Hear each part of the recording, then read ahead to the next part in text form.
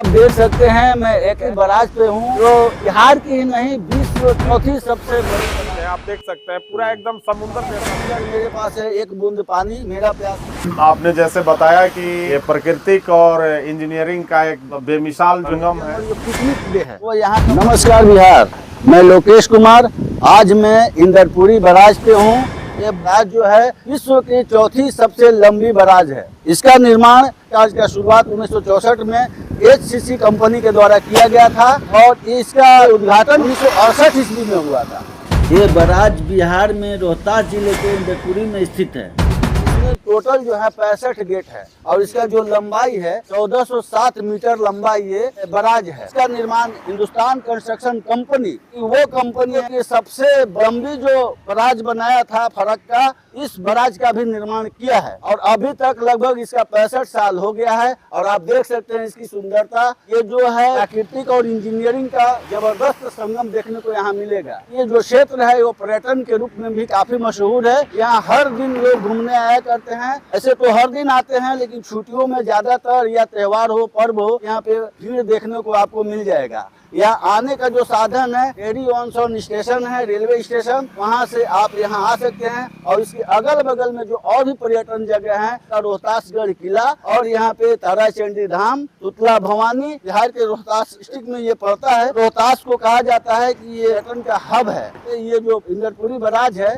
यहाँ से आपको हर जगह जाने के लिए, हर पर्यटन स्थल पे और धार्मिक स्थल पर पहुंचने के लिए व्यवस्था, सड़क मार्ग है, रेल मार्ग है, यहाँ से मिल जाएगा। ये हमारे एक इंटेक किसान मजदूर के नेता हैं और ये इस क्षेत्र के बारे में बहुत अच्छी तरह से जानते हैं, लोगों के बारे में भी जानते हैं। तो इनसे जानेंगे क्षेत्र को और डेवलप करने में सरकार की अगली कदम क्या होनी चाहिए और रोजगार का भी बढ़ावा मिले, पर्यटन का बढ़ावा मिले। आप देखेंगे एक तरफ जो जल संसाधन से पूरा भरपूर है यहाँ, और दूसरी ओर वन विभाग है, और तीसरी ओर आप पर्यटन स्थल के रूप में ये पूरा मशहूर हो चुका है। क्या जानते हैं इस बराज के बारे में, इसका इतिहास के बारे में? आपको बहुत बहुत धन्यवाद। आपने जैसे बताया कि ये प्राकृतिक और इंजीनियरिंग का एक बेमिसाल संगम है, यह वाकई ही कहा जा सकता है और है भी। और लोग यहाँ जब आते हैं, यहाँ का दृश्य को देखते हैं तो मदमुग्ध हो जाते हैं और यहाँ से जाने के लिए उनकी इच्छाएं नहीं होती। परंतु यहाँ पे सुविधा का थोड़ा सा अभाव है। अगर एक बहुत अच्छे टूरिस्ट पैलेस का निर्माण अगर यहाँ किया जाए, जैसे हम बिहार सरकार से निवेदन करना चाहते हैं कि आप इंदरपुरी बैराज को सौंदर्यीकरण में यहाँ जो है कि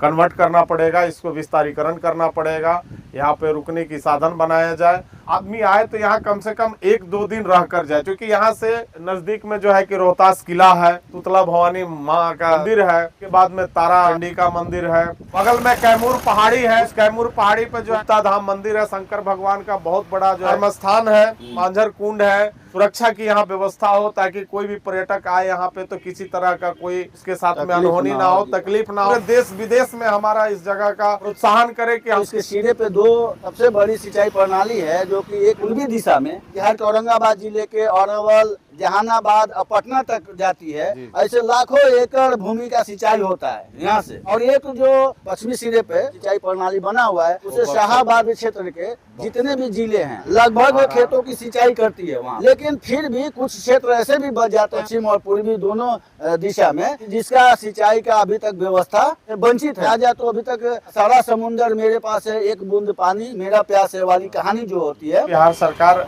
अभी इनका ध्यान है किसानों के सिंचाई के लिए। मुझे उम्मीद है कि जिस प्रकार से बिशुनपुर का विस्तारीकरण हो रहा है, नया प्रोजेक्ट आया है, वैसे अभी जो बची हुई जमीनें हैं जिसको सिंचाई की अति आवश्यकता है, उसके लिए सरकार जो है कि धीरे धीरे वहाँ के लोगों को जागरूक होना पड़ेगा। और उस तरह से शाहाबाद क्षेत्र का जो जिला है, शाहाबाद तो धान का कटोरा बोला जाता है, तो उस साइड में भी इस तरह का प्रोजेक्ट होना। शाहाबाद में देखिए जैसे कि वहाँ पे एक इंदरपुरी डैम से पानी जा रहा है और दूसरा पानी जो है कि करमचट डैम से भी कुछ इलाका जो है कैमूर का जो इलाका है, भभुआ साइड का जो है, ऊपर में जो नौहट्टा वगैरह है, नौहट्टा हो गया, तिलौथू के पश्चिमी साइड का जो इलाका है, उसमें थोड़ा सा सिंचाई के लिए किसानों की प्रॉब्लम है। है। और वहाँ सबसे बड़ी दिक्कत है कि वहाँ पे पानी जो है कि बहुत कम मात्रा में, अगर लेयर भी ट्यूबवेल आप नहीं, लेयर भी नहीं। 150 फीट जाने के बाद में आप ट्यूबवेल चालू करिएगा तो ये मतलब 10 कट्ठा भी खेत नहीं पटेगा और वो हाँ। बंद हो अच्छा, जाएगा। पर्यटन के रूप में कैसे इसको डेवलप किया जा सकता है? पर्यटन के रूप में पार्क के साथ में उसका देख रेख, उसका मेंटेनेंस सरकार को पूरी जिम्मेवारी लेना पड़ेगा या किसी केयर टेकर को देना पड़ेगा। और यहाँ पे गेस्ट हाउस वगैरह का रहने का व्यवस्था उनको करना पड़ेगा, क्योंकि यहाँ का आबो हवा जो है ना बहुत ताजा है। कि यहाँ पे मछुआरे जो हैं मछलियाँ पकड़ते हैं, तो उनकी रोजी रोटी चलती है। तो रोजगार के क्षेत्र में इससे कितना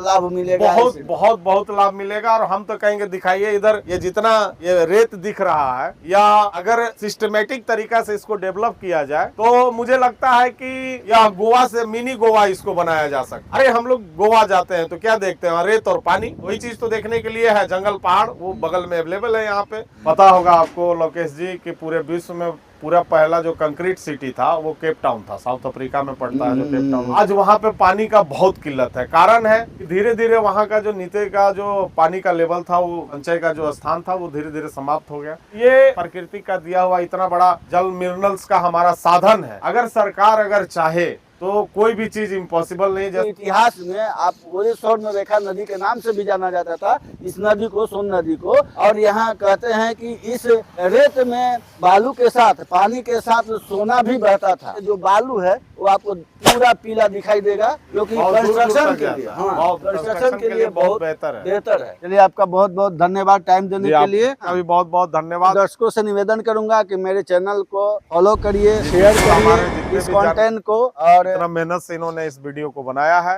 कृपया करके इस वीडियो को लाइक, सब्सक्राइब करें और शेयर करें। धन्यवाद।